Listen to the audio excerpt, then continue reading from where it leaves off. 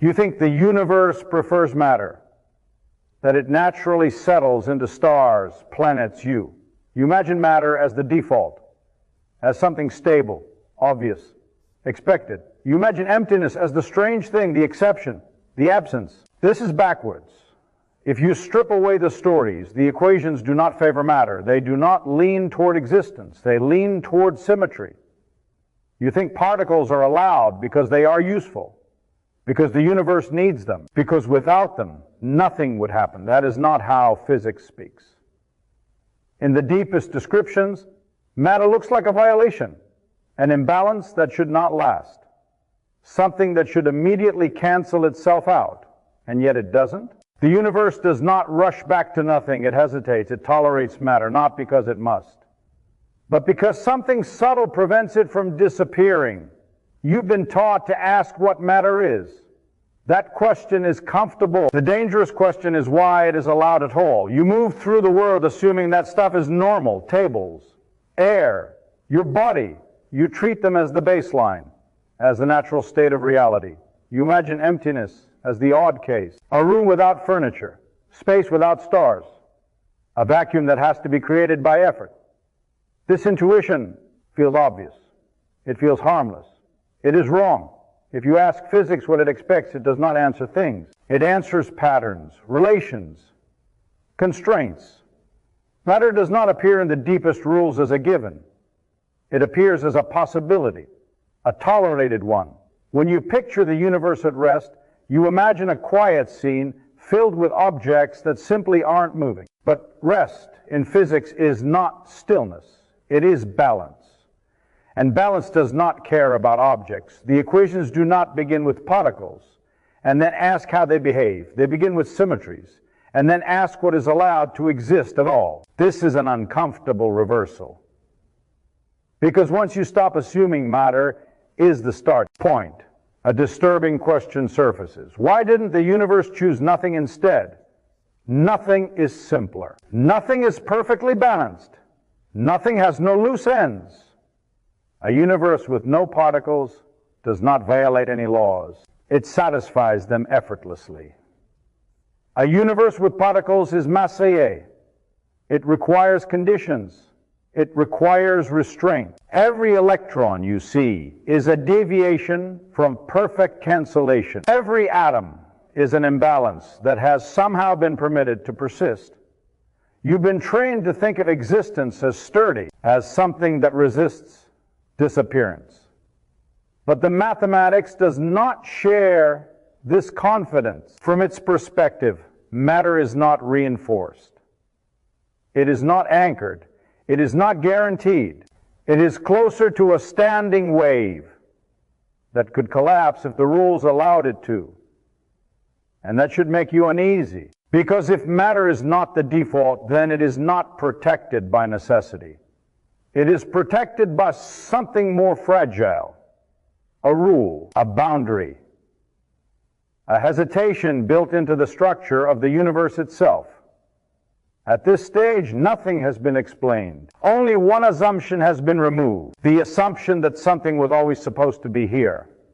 You've been taught to think of symmetry as beauty, a snowflake, a mirror, a circle that closes perfectly on itself. That image is comforting. It suggests intention, design, preference. Physics does not use symmetry that way. In the equations, symmetry is not admiration. It is indifference. A symmetry does not say, this is elegant. It says there is no reason to choose one option over another, left or right, past or future, positive or negative. When the rules are symmetric, they refuse to favor outcomes. This is where your intuition starts to fail. You assume the universe chooses matter because matter leads to complexity, to stars, to chemistry, to observers like you. But symmetry does not optimize. It does not aim. It does not care that complexity feels special. If matter exists, symmetry demands an equal and opposite possibility, not metaphorically, mathematically. For every allowed state, there must be a partner state that balances it. This is not philosophy. It is bookkeeping. And bookkeeping has no empathy. If you allow a particle with a certain energy, momentum, and charge, symmetry asks a cold question: why not the opposite? If there is no answer, the theory is incomplete. This is where discomfort deepens. Because a universe governed by strict symmetry does not prefer survival. It does not prefer persistence. It does not prefer structure over collapse. It allows what the rules permit, nothing more. From this perspective, matter is already suspicious. It looks like one side of a ledger that should balance to zero. Positive energy, positive charge, something. Symmetry does not ask whether removing it would be tragic. It asks whether removing it would violate a rule. And if it wouldn't, then matter has no special status. You might try to escape this by appealing to stability. Surely the universe prefers what lasts. But longevity is not a principle. It is a consequence. If something lasts, it is because the equations fail to eliminate it, not because they protect it. This is the shift you are meant to feel. The laws of physics are not guardians of existence. They are filters. They do not promise that things will remain. They merely forbid certain transitions. And once you see the universe this way, a new unease appears. If symmetry is this strict, if indifference is this deep, then the existence of matter is not comforting evidence that the universe is friendly. It is evidence that something very specific had to go right, or be blocked, for cancellation not to occur. At this point, you are standing on unstable ground, because symmetry alone does not save matter. It threatens it.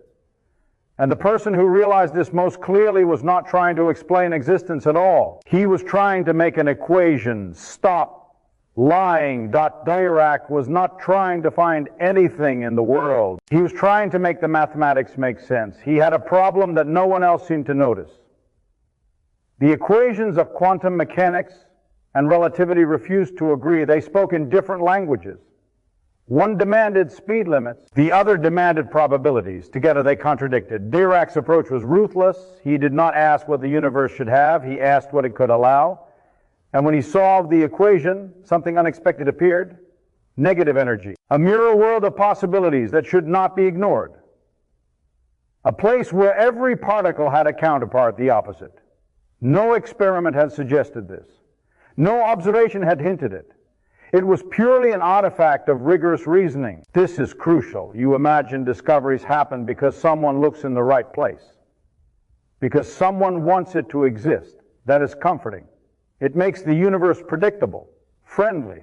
But Dirac's result was not about comfort. It was about honesty. The universe revealed a truth that was unavoidable, a truth that immediately undermines your intuition about matter. Negative energy states were not metaphorical.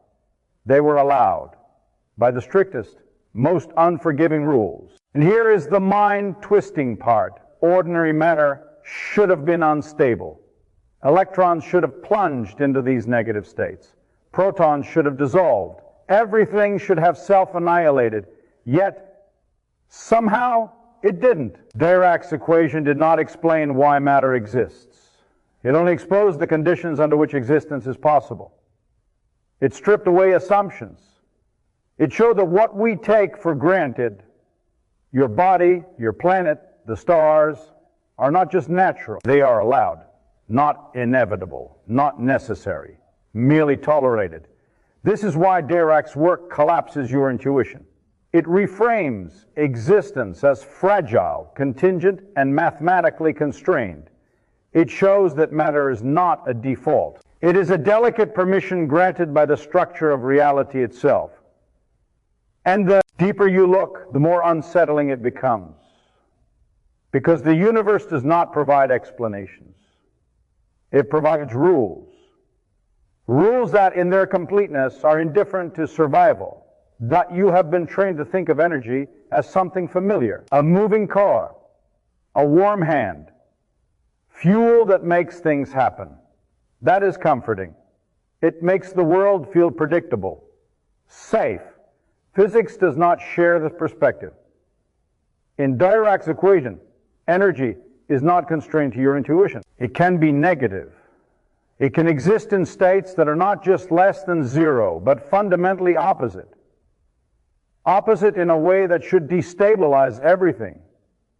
Think of it like a cliff hidden beneath a calm lake. The surface appears placid. Your body floats. Your assumptions float.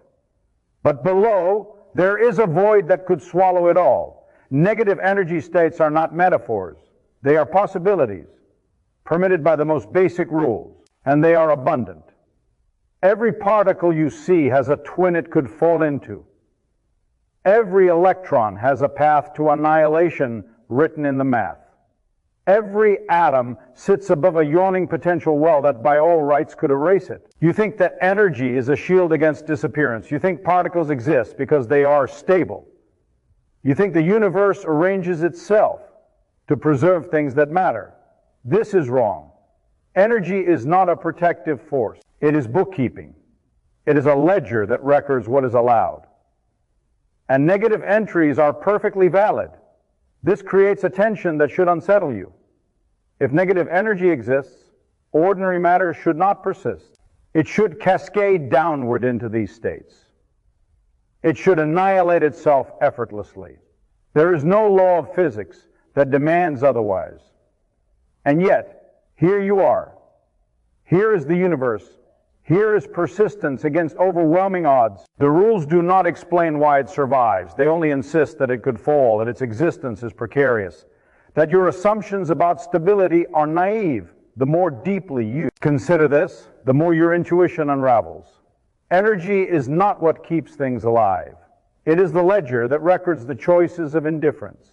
And matter persists only because some subtle aspect of the rules prevents its collapse. Not because the universe favors it, not because existence is privileged, but because annihilation is forbidden in a specific, non-obvious way. At this stage, the fragile miracle of matter becomes undeniable, and your sense of reality shifts from certainty to contingency. Now we confront the paradox head-on. The universe allows negative energy states. It allows particles that could annihilate each other without mercy. It allows symmetry to demand cancellation. By all logic, matter should not exist. Electrons should collapse into the negative abyss. Protons should dissolve. Everything you take for granted should have already self-destructed, and yet it hasn't. You assume stability is natural. That persistence is built into reality. That stars shine because matter likes to exist. This is wrong. Matter is not inherently stable.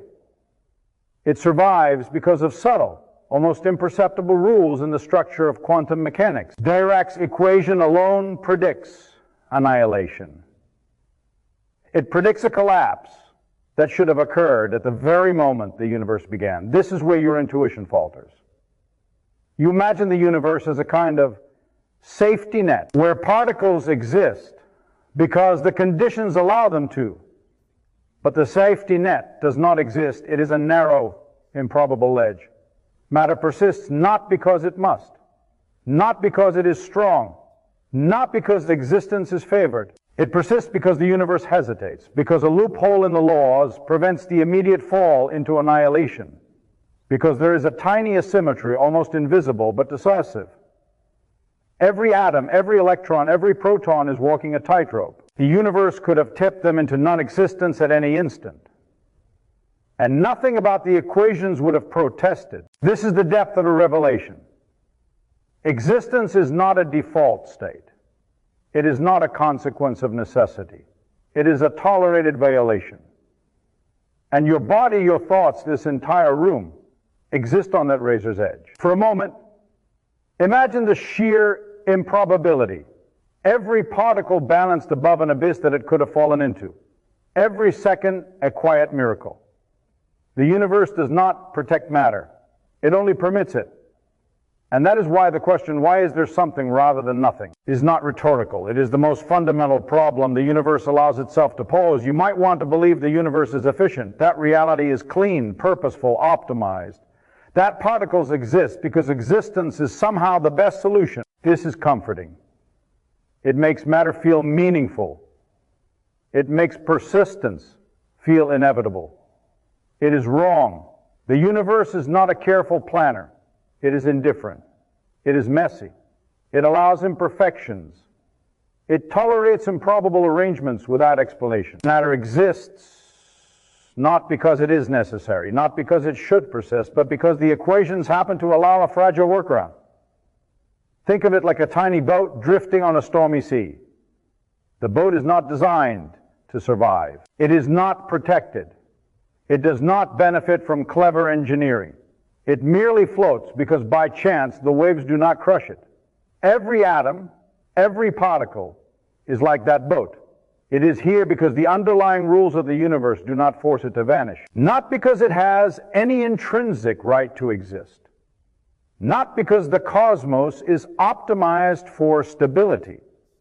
The consequences of this realization are profound. The stars that shine, the chemistry that allows life, the brain that thinks about these chapters, all are accidents permitted by loopholes in the rules. There is no cosmic logic guaranteeing that reality should look like this. No aesthetic principle ensuring that something persists instead of nothing. No optimization for observers, planets, or galaxies. The universe does not provide comfort. It does not prioritize survival. It only sets constraints, some of which accidentally leave matter standing. And yet this accidental persistence is enough. It is enough for planets to form. It is enough for consciousness to emerge. It is enough for questions like yours to exist. But this enough is precarious, fragile, and intended. And once you see the universe this way, the arrogance of intuition collapses. The assumption that existence is natural, that matter is expected, that survival is built in, all of it dissolves. You begin to understand that reality is not a masterpiece. It is a tolerated improvisation. Step back and absorb this. Matter exists not because it is favored, not because it is necessary, not because the universe wants it. It exists because the rules allow it. And because they allow it, they also almost don't. Every particle you see, every atom you touch, every planet and star, all of it hangs on subtle constraints, on delicate asymmetries that prevent total annihilation. These are not features designed for comfort. They are tiny loopholes that by chance or necessity let existence persist. The universe does not guard matter. It does not ensure continuity. It tolerates it. And this changes the way you must see reality. You have assumed that what exists is natural, inevitable, expected. That survival is the default. That being is stronger than nothingness. It isn't. Existence is provisional, conditional. A permission slip granted by the structure of the cosmos, not a decree. And here lies the awe. Because the deeper you go into these rules, the more you realize the universe is not designed for you. It is not designed for anything.